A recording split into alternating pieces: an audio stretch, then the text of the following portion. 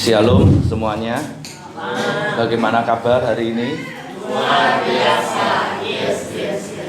Ya, kita mau berbicara tentang menyatakan kuasa Allah di dalam saya. Ya, dalam bulan ini terus kita bicara tentang kuasa Allah di dalam diri kita. Kenapa saya mau berbicara tentang ini? Tujuannya apa? Karena supaya dapat memperkenalkan Yesus dan menjadi saksinya. Ini, memperkenalkan Yesus dan menjadi saksinya. Jadi saya rindu setiap kita lewat hidup kita, kuasa Tuhan itu dinyatakan, sehingga kita dapat memperkenalkan Yesus dan menjadi saksinya. Ya. Nah, dan di sini kita mau belajar dari seorang pribadi yang bernama Yosafat. Ini luar biasa, pribadi yang memang memberkati, ya. Dia menghadapi segala kemustahilan, tapi ternyata ketika dia belajar untuk percaya, tidak bimbang, maka kuasa Tuhan itu dinyatakan. Ya, mari kita buka dalam 2 Tawari. Anda yang membawa Alkitab boleh dibuka 2 Tawari.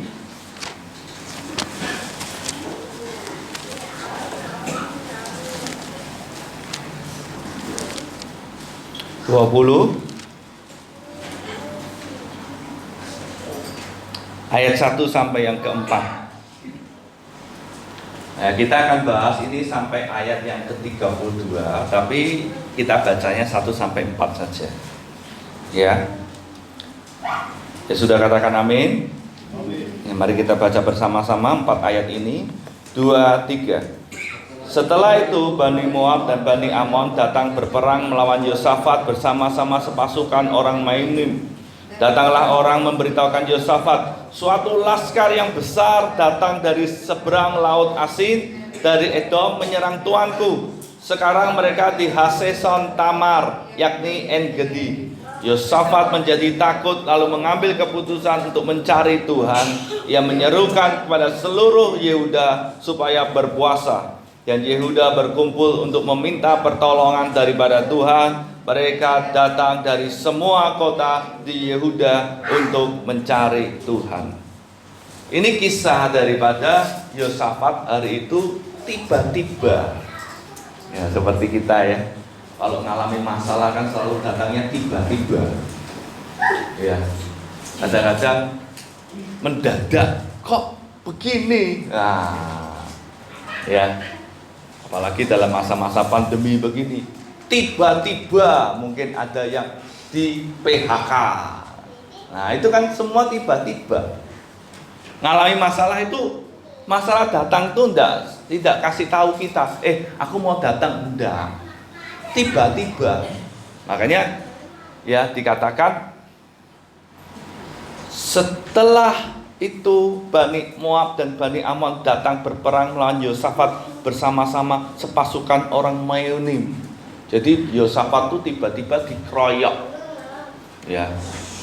Dan datang orang memberitahukan Yosafat. Anda perhatikan, ketika Yosafat mendengar itu, Yosafat menjadi takut. Tapi luar biasanya, di dalam takutnya Yosafat, dia mencari Tuhan, mengambil keputusan mencari Tuhan. Coba Anda perhatikan, ya, mencari Tuhan. Nah, ini yang kita juga harus miliki. Ketika Anda mengalami masalah, ya saya tanya di sini, mendatangi Anda, keputusan apa yang kamu ambil? Lalu Anda perhatikan, Yosafat menjadi takut. Di sini saya kasih hijau. Lalu mengambil keputusan. Karena memang ini kan realitanya. Ketika Anda mengalami masalah, mengalami kondisi-kondisi kenyataan-kenyataan hidup, kan harus mengambil keputusan. Ada masalah datang nih. Apa keputusanmu? Diam, tenang, berpikir, atau langsung aktif? Nah, itu kan keputusan. Dalam hidup kita itu semuanya pasti ngalami namanya masalah. Nggak ada orang hidup nggak ada masalah. Tapi pertanyaannya, keputusan apa yang kamu ambil ini yang menentukan hasil. Nah ini penting. Seringkali orang ketika menghadapi masalah, keputusan yang diambil salah, hasilnya salah. Tapi puji nama Tuhan, Yosafat ketika dia menjadi takut menghadapi masalah, dia ambil keputusan untuk apa? Mencari Tuhan. Ya, ini saya katakan keputusan yang ekstrim. Dia pertama kali yang dia lakukan bukan cari pertolongan dari bangsa mana, negara mana, enggak. Keputusan ekstrim yang diambil oleh Yosafat adalah mencari Tuhan. Ini keputusan yang tidak apa ya, keputusan yang tidak enak buat daging. Orang takut kok cari Tuhan. Serang bangsa ya cari pertolongan dari bangsa ini, bangsa itu, bangsa apalah, supaya nolong lah. Tapi dia ambil keputusan ekstrim, keputusan yang radikal. Dia mencari Tuhan. Dia tanggalkan segala kemampuannya, dia tanggalkan segala kekuatannya, dia tanggalkan segala pikirannya. Dia memilih untuk mencari Tuhan. Nah, bagaimana Anda dan saya ketika menghadapi masalah? Apa yang kamu lakukan? Keputusan apa yang kamu ambil ketika kamu menghadapi masalah? Apa yang ada di dalam benakmu ketika kamu menghadapi masalah? Ada orang yang punya masalah, dia menghadapi problem, di benaknya dia pikir, siapa ya yang bisa saya mintai tolong ya? Untuk apa? Untuk curhat, untuk minta pertolongan. Nah ini loh. Apakah kamu mau mengambil keputusan, gunakan lututmu untuk menyembah Tuhan, untuk berkata Tuhan engkau pertolonganku? Saya mau katakan, orang ketika mengambil keputusan untuk mencari di luar Tuhan, ada hasil nggak? Ada. Bisa selesai nggak? Bisa. Tapi ingat, hasilnya selalu ada selesai dan menunggu sesuatu yang lebih besar lagi.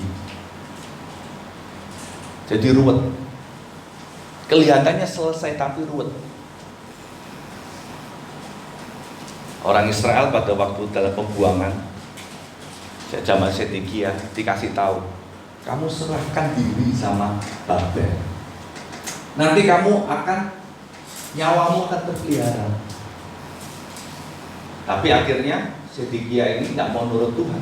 Dia lebih memilih cari Firaun Mesir. Apa yang terjadi? Tambah ruwet. Akhirnya apa yang terjadi dengan Sedekia? Matanya dibutakan. Dia mesti melihat anak istrinya dibunuh di depan matanya. Matanya dibutakan. Kelihatannya selesai. Waktu dia minta bantuan Mesir, Babel ini meninggalkan Israel. Benar, Yehuda, betul. Tapi sementara. Untuk apa? Kembali lagi dengan kekuatan yang lebih besar untuk menghancurkan. Sudah ditegur sama Yeremia, cari Tuhan, tidak mau. Dan beda dengan Yosafat. Ketika dia menghadapi satu problem yang besar di luar kemampuannya, dia memilih mengambil keputusan mencari Tuhan.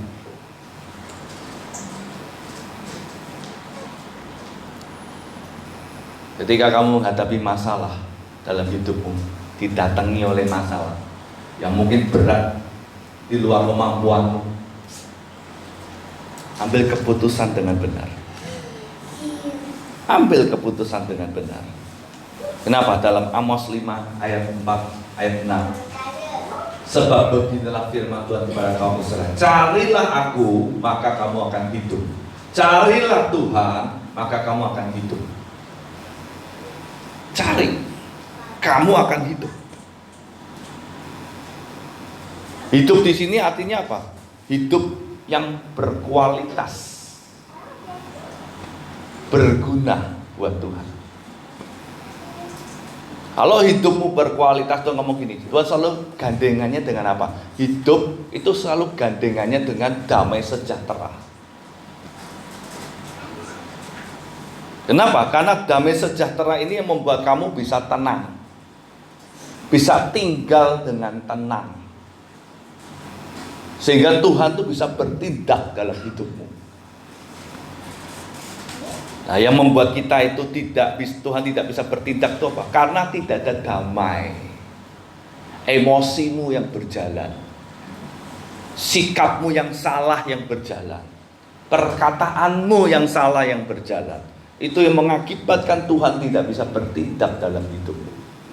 Makanya kenapa Anda mesti mencari Tuhan di sini? Supaya hidup.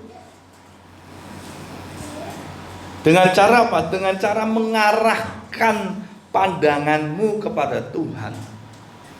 Jadi mencari Tuhan itu bagaimana? Arahkan pandanganmu sama Tuhan.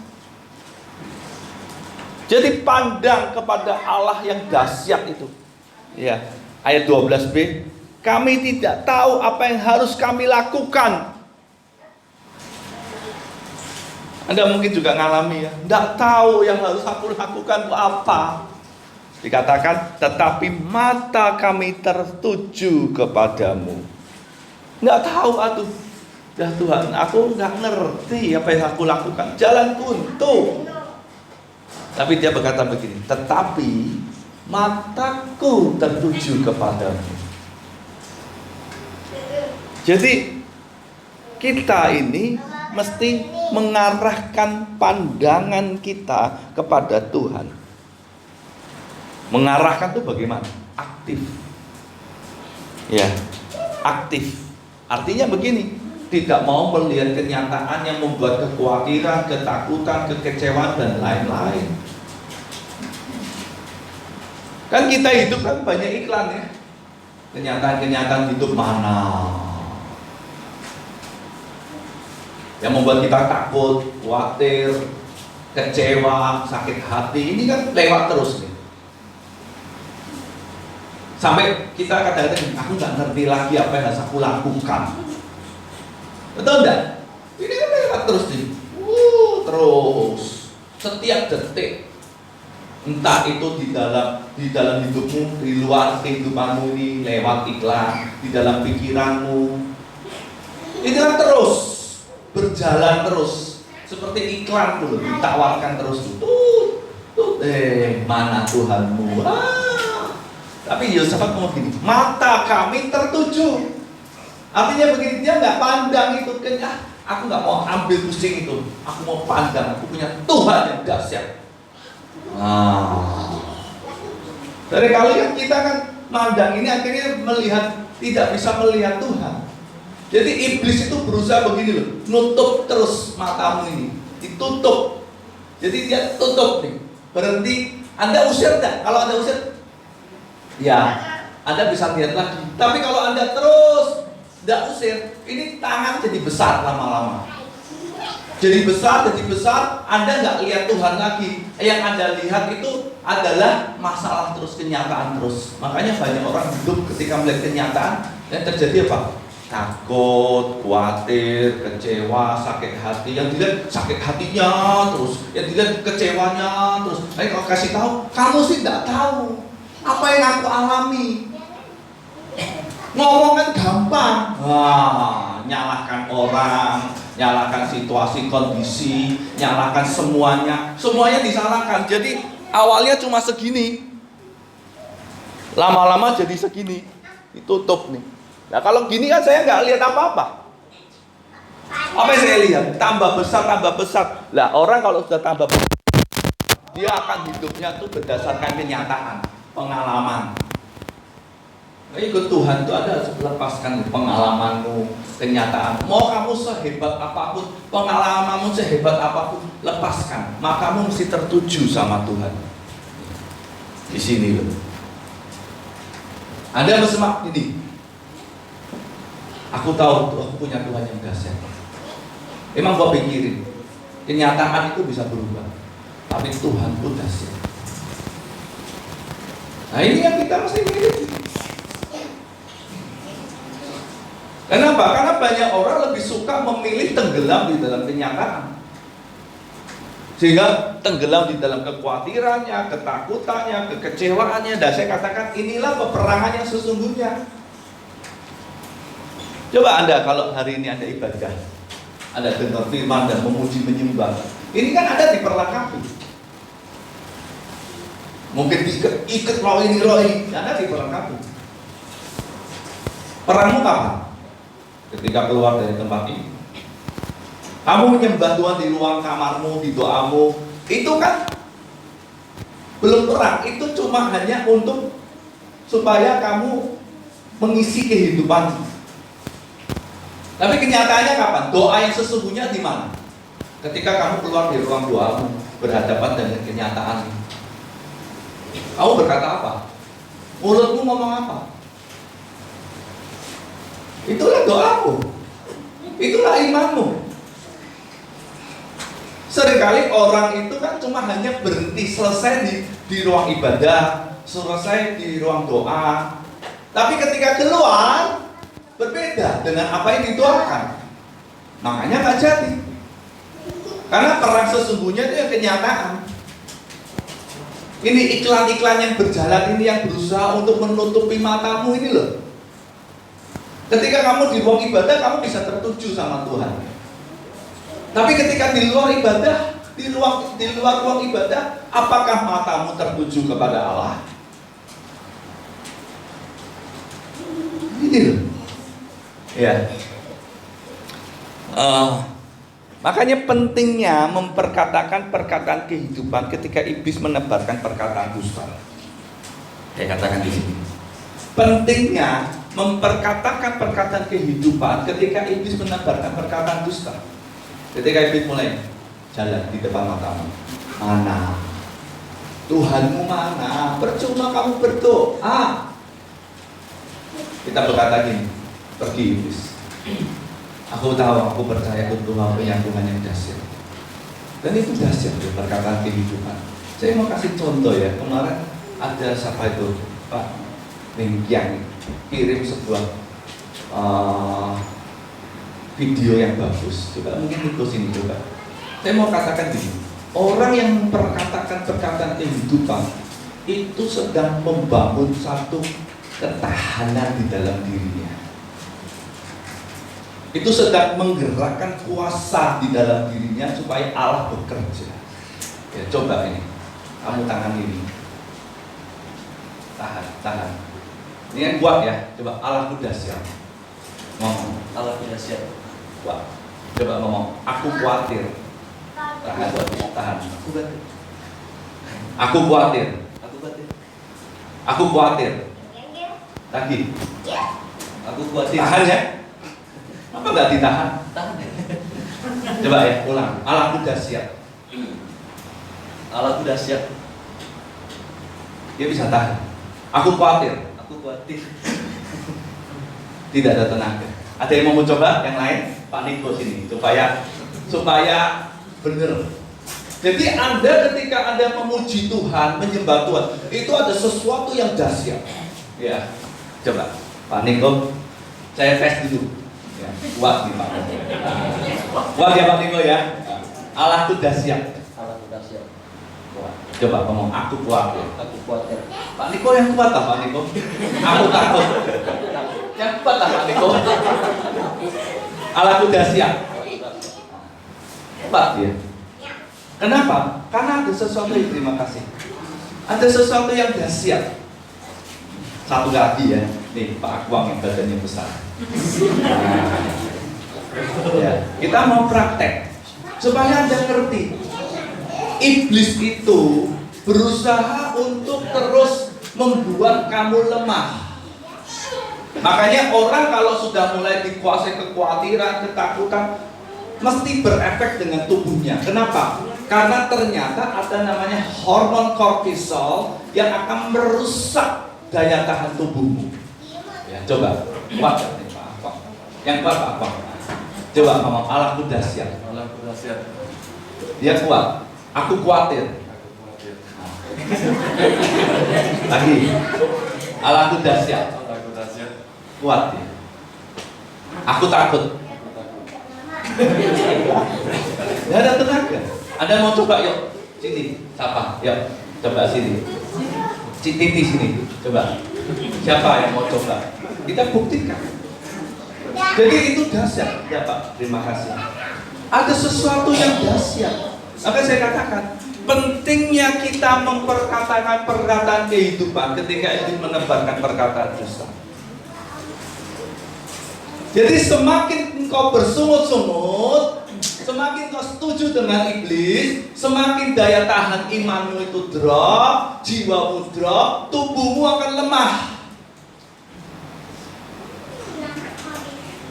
Tapi ketika Anda memuji Tuhan, Allahku dahsyat, Tuhanku berkuasa, Dia Maha Kuasa, maka di situ kekuatan Allah bekerja dalam hidupmu, tubuhmu pasti sehat. Makanya orang yang, maaf kata ya, orang yang kena corona itu kalau dia itu di karantina, rata-rata kalau yang sudah rata-rata itu kenapa meninggal? Karena dilingkupi ketakutan, dilingkupi kekhawatiran. Jadi dia karena takut, khawatir, akhirnya dia mengalami daya tahan tubuh yang drop. Ada satu hamba Tuhan, dia hamba Tuhan yang cukup terkenal, dia kena. Dia berkata begini, hal yang paling susah ketika saya di karantina adalah ketika saya menghadapi ketakutan saya sendiri. Kenapa? Sesak nafas. Makanya kita ini mesti memperkatakan perkataan kehidupan. Maka firman Tuhan ngomong gini, sebab hidup kami ini adalah hidup karena percaya, bukan karena melihat. Jadi mulutmu ini kamu ucapkan itu bukan karena yang kamu lihat, bukan karena, wah aku dapat berkat besar nih, aku bersyukur, terima kasih Tuhan, Tuhan dahsyat. Tapi ketika Anda menghadapi masalah, Tuhan kenapa? Nah, waktu kau berkata Tuhan kenapa, kau mulai berpikir negatif, itu mulai imanmu itu jadi apa? Kandas. Ini penting nih. Maka firman Tuhan, karena kami memiliki roh iman yang sama seperti yang tertulis, aku percaya sebab itu aku berkata-kata. Maka kami juga percaya dan sebab itu kami juga berkata-kata. Amin. Anda itu kalau puji Tuhan dengar firman, kalau Anda setuju itu amin. Jangan diam-diam. Karena itu pernyataan imanmu.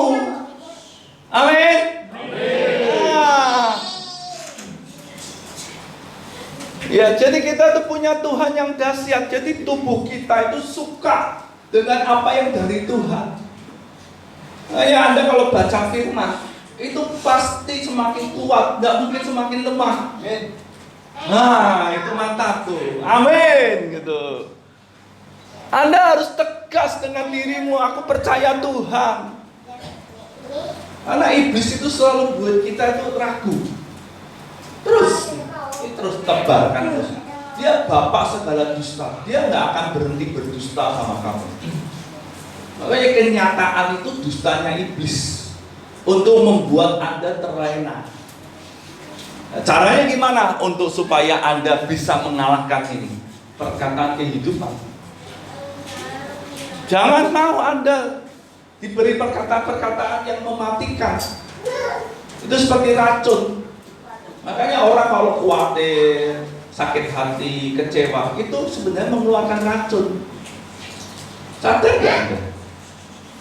Orang suka ngomel-ngomel, bersumut-sumut, itu mengeluarkan racun. Tanpa sadar Anda mengeluarkan racun, Anda membunuh dirimu sendiri. Sadar gak selama ini? Ayo, ini yang suka ngomel-ngomel, yang suka marah-marah, sadar gak? Kamu mengeluarkan racun dalam dirimu, racun yang kamu keluarkan untuk orang lain. Nah, gimana cara nawarkan racun itu? Ucapkan dalam dirimu perkataan firman. mulai membaca firman, merenungkan firman, itu Anda menawarkan racun supaya segala yang kotor itu dibuang, diganti yang baik, yang benar. Hatimu itu diisi dengan yang benar, sehingga mulai memperkatakan yang benar. Maka dikatakan dari hatimu keluar. Nah kalau hatimu nggak benar, ya keluarnya nggak benar. Nanti kita lihat, Pak Akbar kan nggak khawatir, tapi cuma ngomong aku khawatir. Berat. Nanti Niko juga berat. Pak Niko berat. Saya bilang tahan, nggak bisa tahan. Kenapa? Karena perkataan-perkataan itu melumpuhkan. Iblis itu mau lumpuhkan kita. Ingat ya, baik-baik ya. Jadi Anda mesti mengeluarkan perkataan kehidupan. Ya. Makanya ingat, Yesus pernah ngomong gini sama Pemirsa, pulang dan jadilah seperti yang kau percaya. Apa yang kau percaya? Apa yang kamu katakan berulang-ulang itu engkau yang percaya. Kalau kau percaya gini, aku nggak bisa, aku takut, aku khawatir, ya jadilah seturut dengan apa yang kamu percaya. Tapi kalau kamu berkata aku diberkati, suamiku diberkati, istriku diberkati, keluargaku diberkati, keluargaku dipulihkan, Iblis ngomongin, mana? Aku percaya Tuhanku memulihkan keluargaku. Amin. Aduh, tidak ada yang amin-amin, cuma 1, 2. Ketika Iblis menebarkan satu perkataan, kamu mbak berguna, kamu berkata, aku percaya Tuhanku yang menjamin masa depanku. Yes. Ketika kamu mungkin butuh dipulihkan, Iblis mulai menebarkan, nggak mungkin bisa. Kau mulai menyanyi, Kaulah Tuhan pemulihku, kau pulihkan jiwaku, kau berfirman dan pulihkanku. Kaulah Tuhan pemulihku. Ketika Iblis mulai menebarkan, mana Tuhan baik, Tuhan jahat sama kamu, kau mulai nyanyi, apapun yang terjadi di dalam hidupku, selalu ku berkata, Tuhan Yesus baik. Dalam segala hal yang terjadi, tetap ku berkata, Tuhan Yesus baik. Ketika itu, mana kamu udah nyembah, udah muji, mana ada mujizat apa? Mulai nyanyi, selama ku menyembahmu, ku percaya bahwa mujizat masih terjadi. Selama kau besertaku, ku melihat ada mujizat setiap hari. Amin. Loh, kita ini mesti harus semangat. Jangan biarkan iblis itu meruntuhkan semangatmu dengan perkataan-perkataan dusta. Apa yang tadi dia? Pak Akwam yang badan besar, Niko, Pak Niko, ya sama-sama Niko. Ketika khawatir, apa yang terjadi? Kekuatannya hilang. Jangan mau Anda dibohongi sama iblis. Mana suamimu nggak bertobat, mana istrimu, mana. Kau mesti memperkatakan perkataan itu. Aku percaya aku punya Tuhan yang dahsyat. Amin. Amin. Aku percaya aku punya Tuhan yang maha hebat, maha kuasa. Dia sanggup melakukan perkara-perkara yang mustahil. Aku percaya. Amin. Nah itu. Ya. Jadi kita ini mesti berani. Makanya firman Tuhan ngomong gini. Lalu Yesus menjamah mata mereka sambil berkata apa? Coba sama-sama. 2, 3. Jadilah kepadamu menurut imanmu. Menurut imanmu. Bukan imannya pendeta. Imannya siapa? Imanmu. Imanku. Amin. Ini loh. Firman Tuhan ngomong waktu Yesus jamah mata, bisa sembuh, itu jadi menurut imannya siapa? Imanku. Nah, bukti kamu punya iman apa? Firman Tuhan ngomong begini tadi. Coba sebelumnya. Nah, coba sama-sama yang ini. 2, 3. Namun karena kamu memiliki roh iman yang sama, seperti tertulis apa? Yang keras. Mulai 2, 3. Aku percaya sebab itu aku berkata-kata. Kami juga percaya sebab itu kami juga berkata-kata. Amin. Haleluya. Karena aku percaya, sebab itu aku berkata-kata. Ini loh, dahsyat. Ya, jadi kamu dikatakan iman itu dari perkataanmu. Berkati pekerjaanmu, berkati hidupmu, berkati keluargamu, istrimu, anakmu, berkati orang tuamu. Perkataanmu itu perkataan yang penuh kuasa ketika dinyatakan dengan imanmu. Amin. Amin. Nah, itu mantap itu. Yuk coba direspon. Ya, direspon. Saya tahu ini tidak mudah. Ngomongnya gampang. Perangnya kapan? Nanti ketika kamu keluar dari sini. Yuk ngomong sama kanan kiri. Ketika kamu keluar dari sini praktek ya. Nah, ayo. Ngomong yuk sama kanan kirimu. Amin. Nah, ketika Anda berani memperkatakan, itu peperangannya sesungguhnya. Maka yang terjadi, slide selanjutnya, Allah yang berperang. Nah, ini yang kesukaan kita. Allah yang berperang. Dikatakan, camkanlah dan berseru, camkanlah hai seluruh Yehuda penduduk Yerusalem dan tuanku Raja Yehosafat, beginilah firman Tuhan kepadamu. Janganlah kamu takut dan terkejut karena laskar yang besar ini, sebab bukan kamu yang akan berperang melainkan Allah. Amin. Tuhan yang berperang buat kita. Mau tanya, berkat itu dari siapa? Tuhan. Hati itu yang pegang siapa? Tuhan. Hidupmu itu yang pegang siapa? Tuhan. Itu namanya Tuhan yang berperang. Bagianmu percaya. Tuhan yang berperang, bagianmu yang percaya. Mujizat itu bagiannya siapa? Halo? Bagiannya Tuhan. Tapi Anda yang menggerakkan.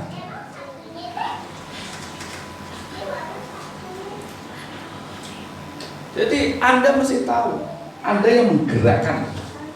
Imanmu itu yang menggerakkan, itu motornya. Jadi gini, motor itu, Anda kalau punya motor, Anda hanya kontaknya dibuka on aja. Terus bisa jalan nggak? Hah? Bisa nggak?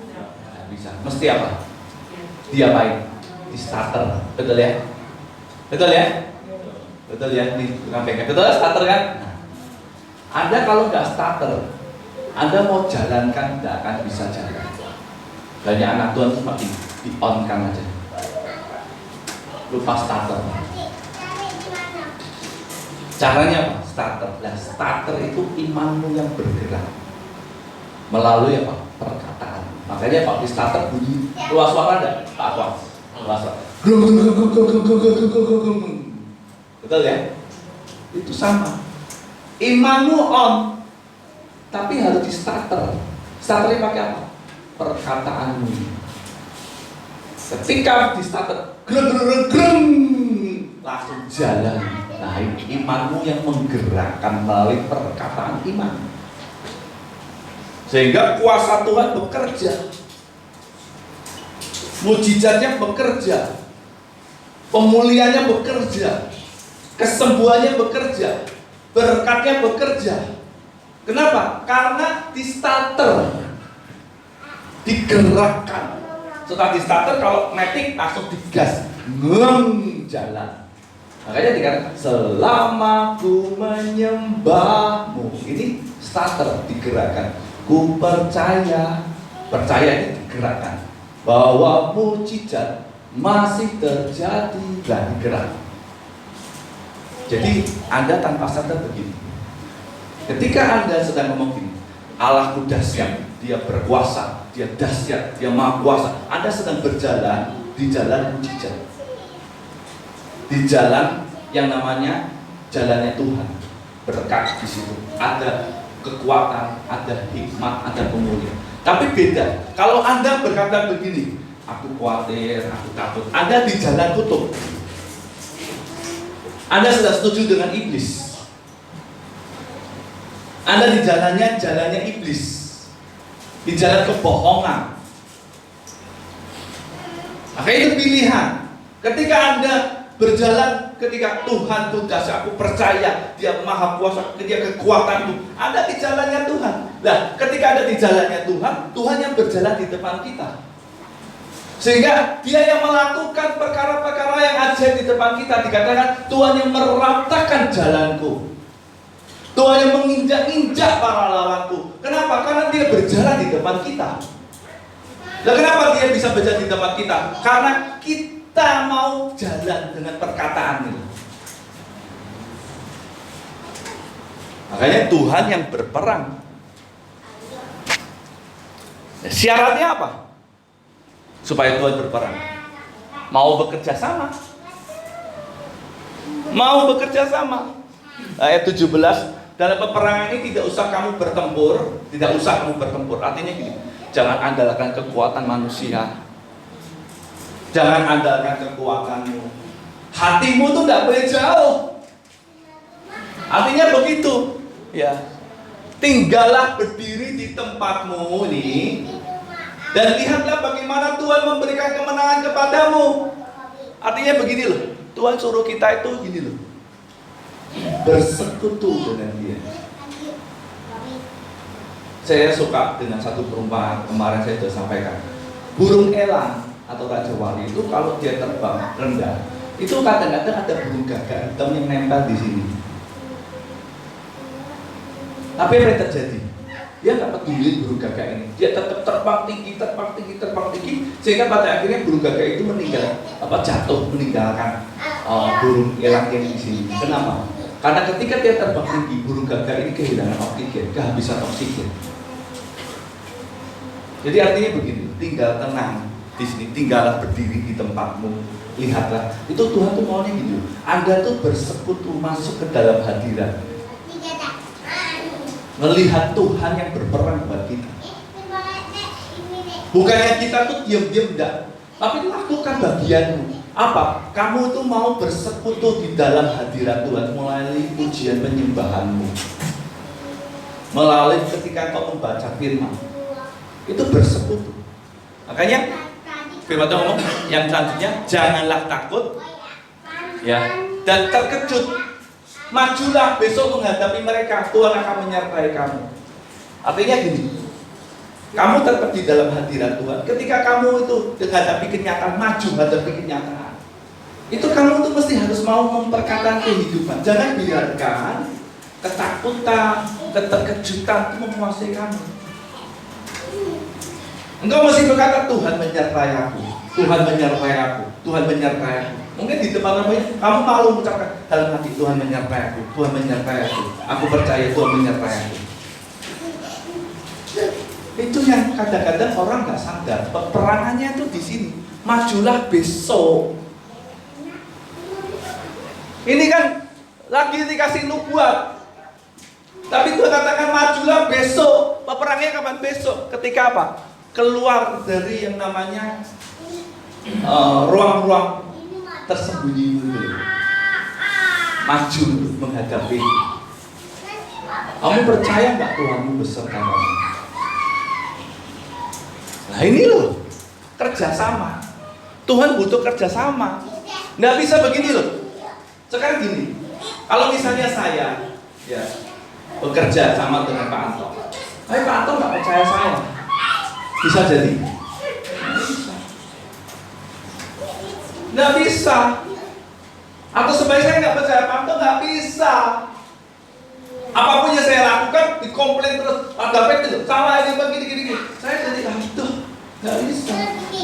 Lebih butuh kerjasama, saling mengisi. Apa yang maksud saling mengisi? Tuhan lakukan bagiannya, kita lakukan bagian kita. Apa yang tidak bisa kita lakukan ya serahkan sama Tuhan. Apa yang kita bisa lakukan? Ya lakukan, tinggal berdiri. Tinggal berdiri kan gampang. Masuk dalam hadirat Tuhan, nyembah Tuhan tak gampang. Lihat Tuhan bekerja dalam hidupmu. Ya, jangan takut, jangan terkejut. Percaya Tuhan menyertai hidupmu. Ini kan kerjasamanya kita dengan Tuhan. Ya. Nah, caranya bagaimana kerjasama itu? Maka saya katakan di sini percaya di sini. Anda mesti percaya.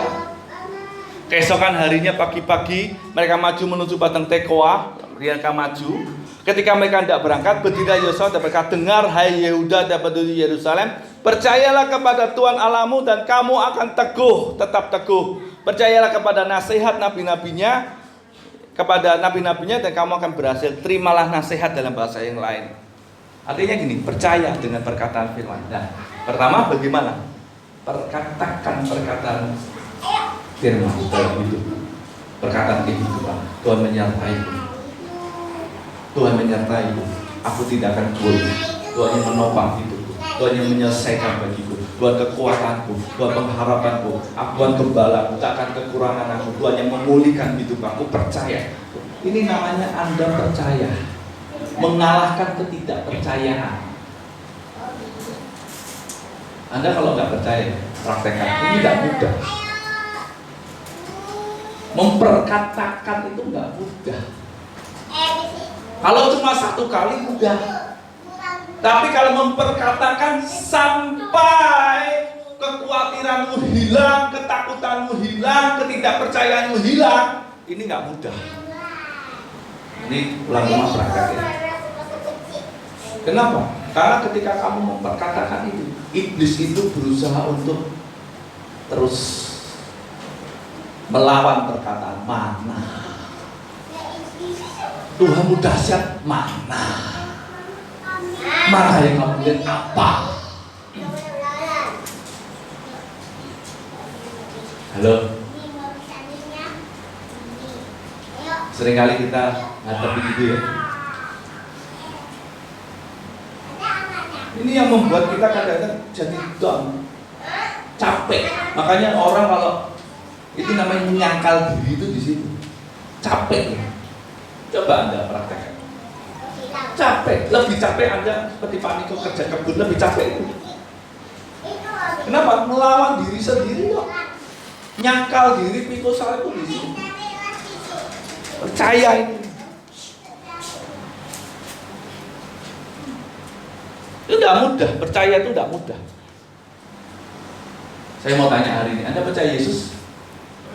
Percaya. Buktinya apa? Ayo.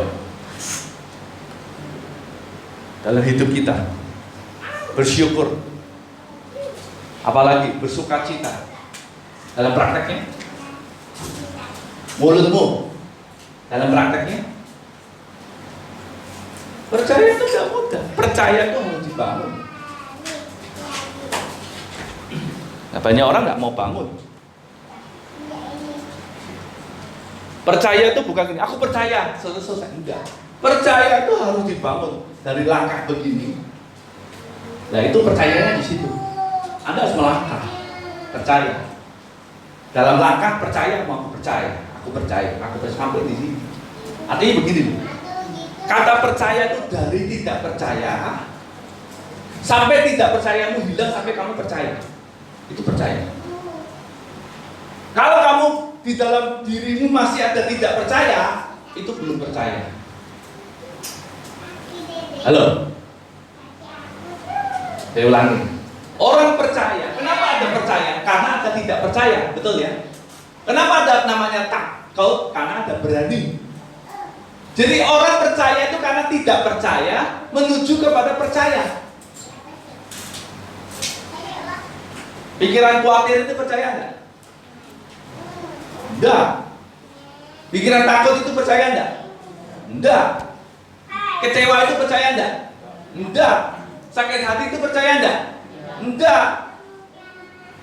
Lah bagaimana supaya percaya? Kalahkan, perintahkan. Maka Daud selalu ngomong, hai jiwaku, berharaplah kepada Tuhan. Seringkali orang itu sudah jalan dari tidak percaya nih, mau percaya nih, udah jalan, aku percaya. Iblis mulai ngomong, mana kenyataannya? Masih aku percaya. Iblis mulai ngomong lagi, percaya, tertawain. Orang ngomong, sudahlah, percuma, mustahil. Tapi dia tetap, aku percaya. Nah di tengah-tengah ini, percaya mana hasilnya? Kamu udah percaya berapa lama? Nah orang seringkali berhenti. Dia sudah setengah percaya nih, berhenti, bimbang, balik. Gimana caranya supaya kamu bisa sampai situ? Mesti terus berkata, lawan terus. Nah inilah peperangan roh yang sesungguhnya. Sampai Anda berdiri di dalam posisi percaya. Posisinya. Mudah enggak? Ini sulit.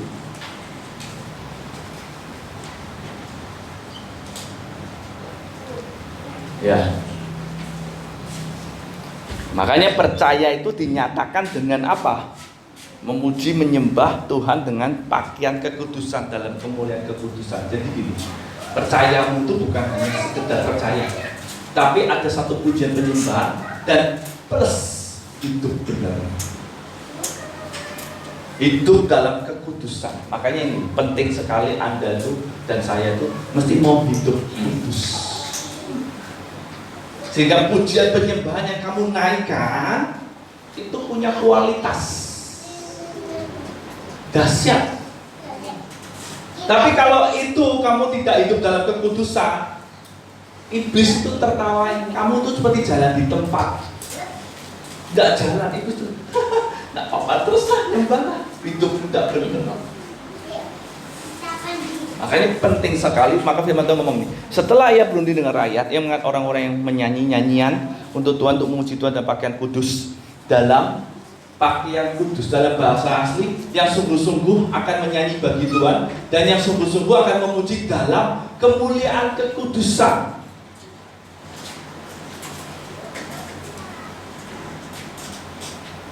Kalau Anda baca di dalam Markus itu tentang doa, Tuhan katakan ini, kalau ada sedang sesuatu yang di dalam hatimu, bereskan. Nah, Tuhan tuh suruh kita bereskan, tujuannya supaya Tuhan bisa melakukan perbuatan-perbuatan dahsyat dalam hidup. Nah, kita tuh mesti mau benar. Makanya tadi bersekutu di dalam hadirannya itu supaya Anda itu, Tuhan tuh bisa membereskan hatimu yang nggak benar itu, kamu nggak benar. Anda bisa minta Tuhan ampuni aku, membereskan. Maka dalam Yakobus 5:16, hendaklah kamu saling mengaku dosamu supaya kamu sembuh. Doa orang benar bila dengan yakin didoakan, besar kuasa. Ya, jadi perlu yang namanya kekudusan. Itu penting. Anda dan saya mesti mau hidup kudus, benar. Memang kadang-kadang hidup benar ini yang susah. Makanya tadi perkataanmu itu mesti terus hidup benar susah. Enggak, hidup benar itu mudah. Aku bisa bersama Tuhan. Ketika Anda mau melakukan sesuatu, aku mau menyenangkan hati Tuhan, terus dilawan. Karena kan sebelum Anda melakukan sesuatu kan pikiranmu ini kan yang bekerja. Apa yang kamu pikirkan, itu yang kamu lakukan. Coba nanti Anda yang ikut di grup Telegram, dengarkan khotbah saya yang hari Jumat, siap dituntun dalam kemuliaan. Itu saya sampaikan, ada namanya phronema. Itu dahsyat ya. Kadang-kadang apa yang kamu pikirkan itu yang membentuk pola pikirmu. Pola pikirmu itu yang nanti membuat apa yang kamu lakukan. Jadi ini loh, kamu mesti memikirkan. Nah, cara memikirkan gimana? Memperkatakan itu terus. Makanya kata merenungkan itu murmur, artinya memperkatakan terus menerus. Untuk supaya Anda memikirkan. Kata merenungkan, Haga itu juga memikirkan.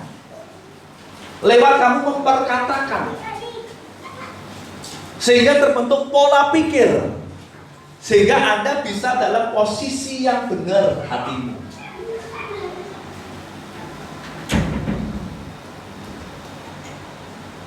Rindu setiap kita. Kalau ada sesuatu yang nggak benar, bereskan di hadapan Tuhan. Ngaku. Supaya hatimu benar, posisimu benar. Nah, ketika posisimu benar, ketika kamu mulai menyembah, itu langkahnya langkah maju, bukan jalan di tempat. Makanya banyak orang, kenapa toh Pak? Aku kok kayak jalan di tempat ya? Aku kok melihatnya tambah parah. Ya karena posisi hatimu ini, kamu sudah pada posisi benar belum? Kalau kamu nggak dalam posisi benar, sulit.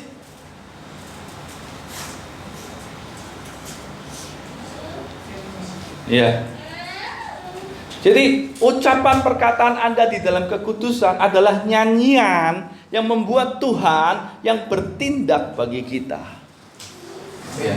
Ketika mereka mulai bersorak-sorai dan menyanyikan nyanyian pujian, dibuat Tuhanlah penghadangan. Jadi Tuhan itu yang berperang. Kapan Tuhan berperang?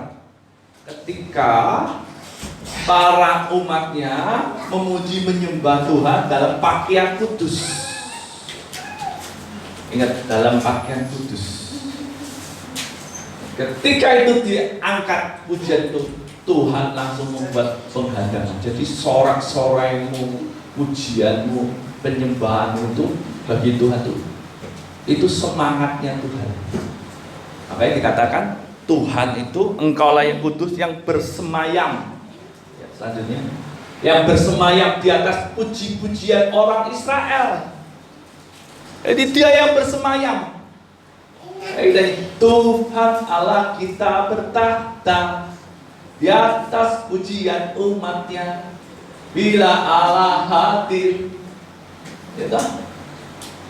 itu dahsyat.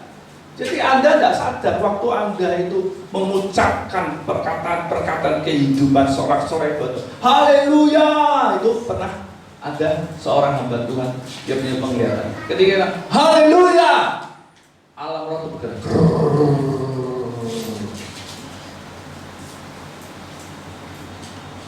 Dahsyat. Makanya kadang-kadang orang ketika nyembah, ada yang nggak beres, yang roh-roh yang nggak beres itu manifest. Wah, panas. Kenapa? Karena ada penyembahan. Ketika orang menyembah, Tuhan hadir. Tuhan mulai bertindak. Tuhan mulai berkarya. Itu dahsyat. Orang nggak sadar. Ayo kita, yuk mulai belajar. Bereskan hatimu. Ucapkan ucapan perkataan kehidupan, ujian penyembahan. Dan itu kalau Anda lakukan tiap hari, dahsyat. Anda akan lihat mujizat-mujizat Tuhan dinyatakan. Memang ada pasti penderitaan, sangkal diri. Kenapa? Ngalahkan diri sendiri ya. Ini kan diubah, diset. Tidak gampang. Ketika kamu sakit hati, kamu mesti ngampuni. Kan pikiran kita, kenapa kamu ngampuni orang begitu kok diampuni? Orang begitu begini. Tapi kan kita tetap, aku mesti ngampuni, aku mesti memberkati. Ini kan capek. Nah, Anda perlu Tuhan. Caranya gimana? Ya, Anda mesti mau menyembah, memuji. Ini penting buat kita.